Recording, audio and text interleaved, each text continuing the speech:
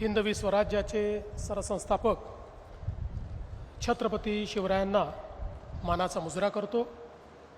भारतीय राज्यघटनेचे शिल्पकार भारतरत्न डॉक्टर बाबासाहेब आंबेडकर यांना मानवंदना अर्पित करतो। ज्यांनी भारतीय स्वातंत्र्य लढ्याला दिशा दिली, गती दिली आणि अनेक क्रांतिकारक दिले असे लोकमान्य बाळ गंगाधर टिळक, त्यांच्या पुण्यतिथीच्या निमित्ताने त्यांना नमन करतो। आणि ज्यांना लोकशाहीर म्हणून आपण ओळखतो ते साहित्यभूषण अण्णाभाऊ साठे यांच्याही जयंतीच्या निमित्ताने त्यांना नमन करतो। आज या लोकमान्य टिळक राष्ट्रीय पुरस्काराच्या कार्यक्रमामध्ये मंचावर उपस्थित भारत देशाचे कणखर आणि कर्मठ असे गृहमंत्री माननीय अमितभाई शहा, ज्यांना आज हा राष्ट्रीय पुरस्कार मिळतोय, भारताचे राष्ट्रीय सुरक्षा सल्लागार आणि खऱ्या अर्थानं राष्ट्रीय सुरक्षेला ज्यांनी एक वेगळा आयाम दिला ते माननीय अजित डोभालजी, लोकप्रिय उपमुख्यमंत्री एकनाथ शिंदेजी, सुनेत्राताई पवार, केंद्रीय राज्यमंत्री मुरलीधर मोहोळ, रवींद्र चव्हाणजी, चंद्रकांत दादा पाटीलजी, उदय सामंतजी, माधुरीताई मिसाळ, लोकमान्य टिळक ट्रस्टचे अध्यक्ष श्री रोहित टिळक, श्रीमती गीतालीताई टिळक, डॉक्टर प्रणितीताई टिळक, मंचावर उपस्थित सर्व मान्यवर आणि उपस्थित सर्व भगिनी आणि बंधूंनो, आज आपल्या सर्वांकरताच हा अतिशय आनंदाचा दिवस आहे की लोकमान्य राष्ट्रीय पुरस्कार गेल्या अनेक वर्षापासनं देशातील अनेक नामवंत मान्यवर, विविध क्षेत्रातील लोक, देशाचे पंतप्रधान असतील, देशाचे शास्त्रज्ञ असतील, देशाच्या विविध क्षेत्रात काम करणारे असतील, अशा अनेक महनीय लोकांना हा पुरस्कार प्राप्त झाला। आणि यावेळी हा पुरस्कार राष्ट्रीय सुरक्षेला ज्यांनी एक नवीन दिशा दिली आणि संपूर्ण जीवन हे राष्ट्राकरता समर्पित ठेवत आजही राष्ट्राच्या सुरक्षेकरता जे कार्य करतायत अशा अजित डोवालजींना हा पुरस्कार मिळाला, याचा आपल्या सर्वांना अतिशय मनापासून आनंद आहे।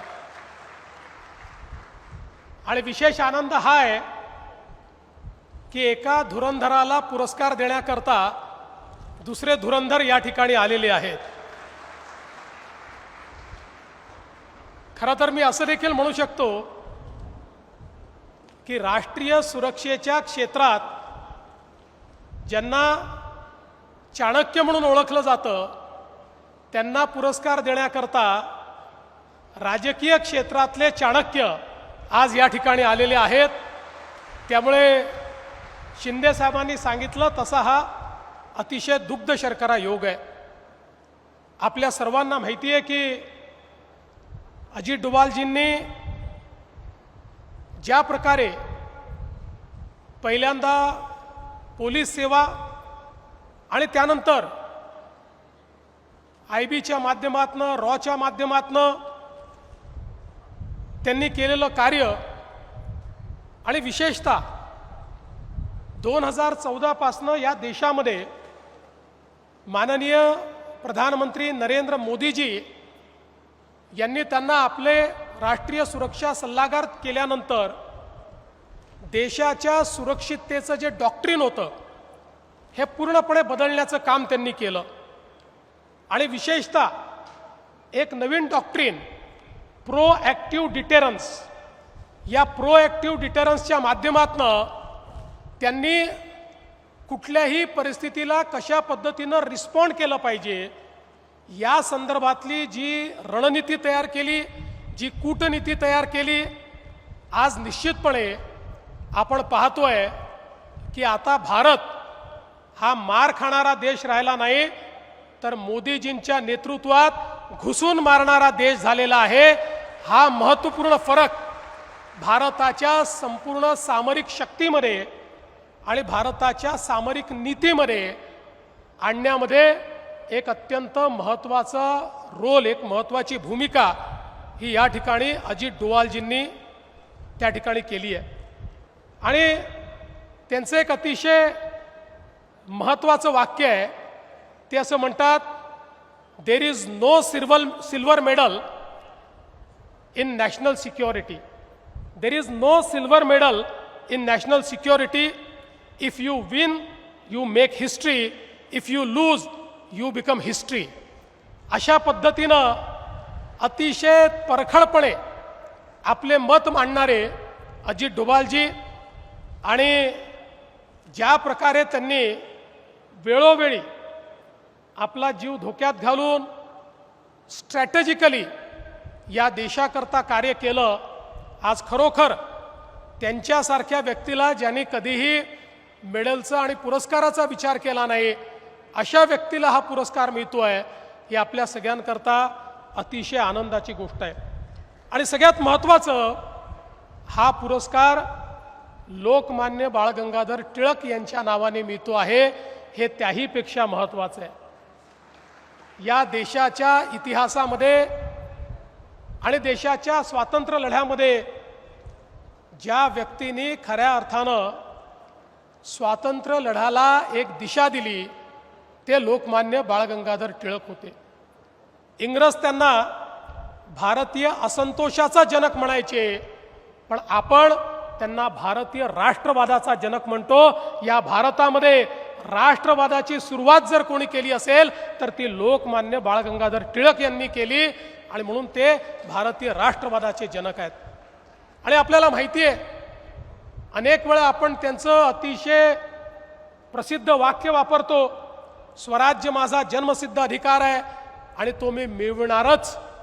हे वाक्य याकरता स्वराज्याचा मंत्र ठरलं, कारण 1857च्या स्वातंत्र्य समरानंतर ज्यावेळी ते समर इंग्रजांनी ठेचून काढलं, अक्षरशः त्या ठिकाणी पूर्णपणे अत्याचार केले, आणि त्यानंतर या भारतामध्ये एक अशी देखील पिढी तयार झाली होती की ज्या पिढीला हे वाटायचं की आम्हाला स्वातंत्र्य मिळणं कठीण आहे, ज्या पिढीला असं वाटायचं की आमच्या स्वातंत्र्याचा सूर्य हा इंग्रजी राणीच्या आशीर्वादानेच उगवू शकतो, आणि राणीच्या आशीर्वादाने ज्यावेळी ब्रिटनच्या पार्लमेंटमध्ये ठराव होईल त्याच वेळी आपल्याला स्वातंत्र्य मिळेल, अशा प्रकारची मानसिकता तयार झाली होती.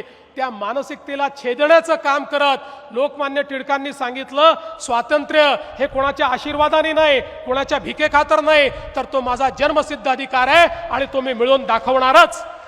आणि हे सांगून या भारतामध्ये पुन्हा एकदा त्यांनी स्वातंत्र्याचं रोपण केलं, त्या विचाराचं रोपण केलं रक्तामध्ये, आणि आमच्या स्वातंत्र्य सैनिकांच्या रक्तामध्ये एक नवीन अशा प्रकारची त्या ठिकाणी व्यवस्था त्यांनी उभी केली. आणि म्हणूनच आज अनेक क्रांतिकारी आपण बघतो की ज्या क्रांतिकारकांना खऱ्या अर्थानं जर दिशा कोणी दिली असेल तर ती लोकमान्य टिळकांनी दिली.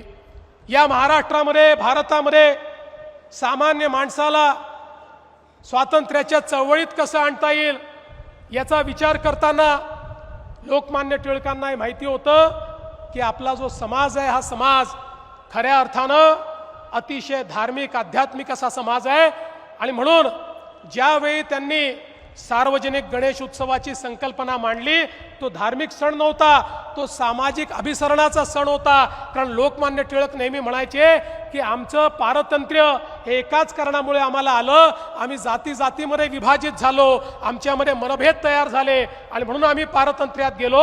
आणि म्हणून बहुजन वर्गाला, सगळ्यांना, अभिजात वर्गाला एकत्रितपणे या गणेश उत्सवाच्या माध्यमातून त्यांनी एकत्रित आणलं आणि त्यातनं स्वातंत्र्य लढा हा तयार केला.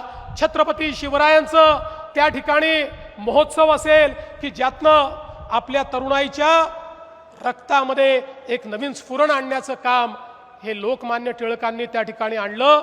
आणि म्हणूनच मला असं वाटतं की या स्वातंत्र्य लढ्यामध्ये त्यांचं जे योगदान आहे हे अत्यंत महत्त्वाचं आहे. आणि अशा प्रकारचं जे व्यक्तिमत्व आहे, या व्यक्तिमत्वाच्या नावाचा जर पुरस्कार असेल तर तशाच प्रकारचं राष्ट्रप्रेम, तशाच प्रकारचा राष्ट्रवाद, तशाच प्रकारचं समर्पण ही भावना असलेल्या व्यक्तीलाच ते देणं योग्य आहे. आणि ती भावना असलेली व्यक्ती म्हणजे अजित डोभालजी आहेत. आणि म्हणून त्यांना हा पुरस्कार दिला जातोय. आणि बालपणापासनं हीच भावना ज्यांनी जोपासली, आज भारताच्या आंतरिक सुरक्षेमध्ये ज्या प्रकारचं परिवर्तन आणून दाखवलं ते अमितभाई शहा यांच्या हातून हा पुरस्कार या ठिकाणी दिला जातोय. निश्चितपणे आपल्या सर्वांना याचा आनंद आहे. मी जाता जाता टिळक स्मारक ट्रस्टला तर धन्यवाद देईन, त्यांचं तर अभिनंदन करेन, सोबतच अजित डोभालजींचंही अभिनंदन करेन. पण ईश्वराला प्रार्थना करेन की ईश्वराने अजित डोभालजींना वयाची 100 पूर्ण करतपर्यंत भारताची सेवा करण्याकरता आशीर्वाद द्यावा आणि त्यांनी अशीच सेवा करत राहावी अशी त्यांना या ठिकाणी शुभेच्छा देतो. त्यांच्यासारखा एवढा मोठा व्यक्ती, पण सर्वात मोठा गुण जर त्यांचा कुठला असेल तर त्यांची विनम्रता आहे. त्या विनम्रतेच्या आत त्यांच्यामध्ये ज्या प्रकारची क्षमता आहे ती क्षमता कधी लक्षात येत नाही. अशा विनम्र अजितजींना खूप मनापासून शुभेच्छा देत मी माझे 2 शब्द संपवतो. धन्यवाद. जय हिंद, जय महाराष्ट्र. साम टीव्ही मी नेहमी पाहतो. त्यावर दाखवलेल्या बातम्या रिलेट करतात.